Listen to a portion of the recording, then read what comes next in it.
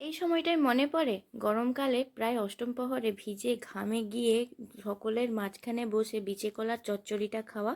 আমার কিন্তু মনে পড়ে, খুব ভালো লাগে এই রকম চচ্চড়ি খেতে। যে যত যাই বলুক, 100% ঘরেতে এই রকম বিচে কলা রান্না করে খাওয়াবে, এটা কখনোই সম্ভব নয়। দেখুন, ওইটা হচ্ছে একটা মন্দিরের জন্য রান্না করা হয়, ঠাকুরের ভোগ। ঠাকুরের ভোগের সঙ্গে ঘরে রান্নার কখনোই তুলনা হতে পারে না, আমি এটা মনে করি। ওটার একটা অন্য রকমই স্বাদ, যেন মনে হয় মানে ভগবান এসে ওটার মধ্যে রান্নাটা বেশি মানে স্বাদ দিয়ে গেছে। ঠিক বলছি না বলিনি বলুন? তা এখানে আমি কি করব, যতটা বেগুন নিচ্ছি ততটাই হচ্ছে, সরি, যতটা আমি বিচে কলা নিচ্ছি ততটাই বেগুন নিচ্ছি। তো বেগুনটাকে আমি এরকম ভালো করে কেটে নিয়েছি, বড় বড় সাইজে, একদম নরম ছিল। আর বিচে কলাটাকে সাদা করে কেটেছি।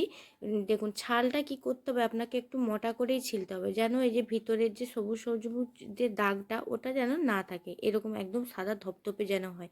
তারপরে কি করব, প্রেসার কুকারে এটা সিদ্ধ করে নেব।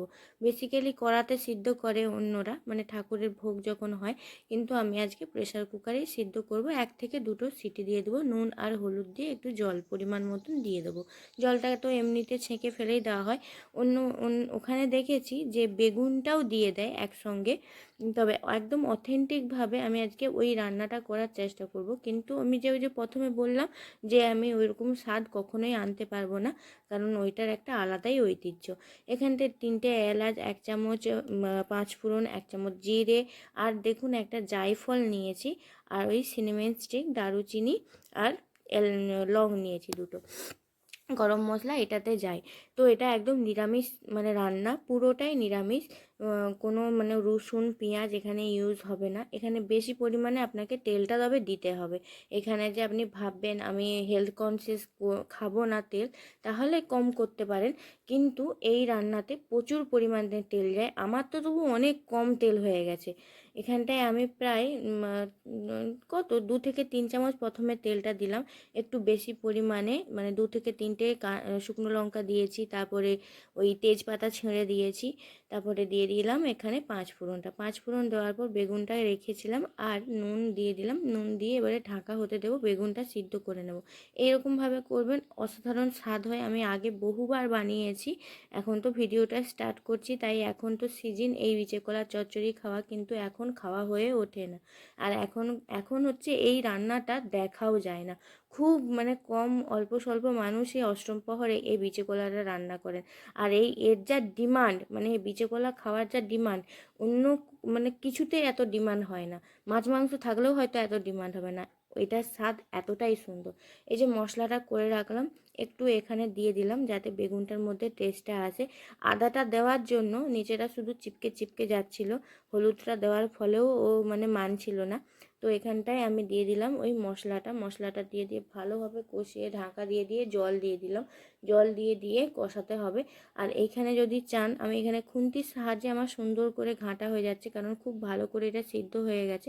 আর একটা জিনিস আপনাদের আমি দেখাতে যাচ্ছিলাম, ওই যে যখন ছেঁকেছিলাম চামচের একটা গা দিয়ে জিনিসটা দেখালাম না, ওইটার সাহায্যে কি করবেন, ওই শিরা ধরে বিচেটা বার করা যায়। তবে আমার বিচে বার করার কোনো ইচ্ছে নেই আর শখও নেই।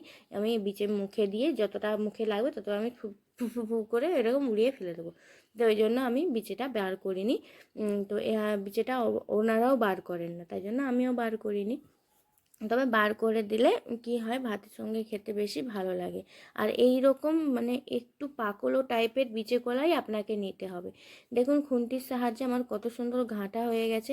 আমি কিন্তু কোনো ফাস্ট মুড এখনও পর্যন্ত করিনি, ওই খুন্তির সাহায্যেই করে যাচ্ছি। কিন্তু কত তাড়াতাড়ি মানে রান্নাটা হয় আর অসাধারণ স্বাদ হয়। এখন আপনাদের দেখে মনে হচ্ছে তো যে তেল নেই, কিন্তু আমি তো আপনাদের বলছি এটা একটা ট্রিক আছে। আর এই মশলাটা অবশ্যই দেবেন, এটা এই বিচে কলার চচ্চড়িরই মশলা। আমি কি করে জানলাম, আমার বাবাও এই বিচে কলাটা রান্না করেছেন, আমি ওনার কাছ থেকেই জেনেছি। আমার মা বলতেন যে ওটা না, নিম পাতা যে আছে, নিম পাতাকে গুঁড়িয়েও নাকি দেয়, যখন অনেকটা পরিমাণে ওটা হয় বলে তোরা বুঝতে পারিস না খাওয়ার সময়, কিন্তু নিম পাতা গুঁড়ো করেও দেয়। তবে আমি আজকে কোনো নিম পাতা গুঁড়ো করে দিইনি, কোনো রিস্ক নিতে চাইনি। যতটা আমি মুখে শুনেছি মা বাবার মুখে কি করে রান্না করতে হয়, আমি সেই হিসেবেই রান্নাটা করলাম। তো অসাধারণ হয় এই রেসিপি, অবশ্যই বাড়িতে বানান। এখন তো খেতে পাওয়া যায় না এই রেসিপিটা, যদি বাড়িতে বানিয়ে খাওয়া হয় তাহলে অসম্ভব ভালো লাগে। এটা আমাদের গাছের বিচে কলা, তো এটা দেখাতে পারিনি, অনেক বড় কাঁদি হয়েছিল। এখানটায় আবার আমি অনেকটা পরিমাণে তেল নিয়ে নিলাম। তেলটা নিয়ে রাই দিয়ে আবার শুকনো লঙ্কার ফোড়ন দিয়ে আরেকবার এটাকে ছঁকা দিয়ে দিচ্ছি। ওখানে কি হয়, উপর থেকে সরষের তেলটা ছড়িয়ে দেয় গরম করে, তো আমার এখানে অন্য করে আমি ট্রান্সফার করে নিলাম। এখানে এই উপরের তরকাটা দিতেই হবে, মাস্ট, এটা দেওয়া লাগবে। যদি না দেন তাহলে কিন্তু ওই স্বাদটা পাবেন না। আর তেলটা যেন উপরে ভেসে আসে এরকম রাখবেন। তবে আমার এখনও মনে হচ্ছে যেন তেলটা অনেকটা কম। তবে 100% ওই রকম রান্না মানে হয় না, কখনোই করতে পারবেন না। তবে এইটা অবশ্যই চেষ্টা করে দেখবেন এই রকম মশলার দ্বারা করতে, আমি বলছি খুব সুন্দর হবে।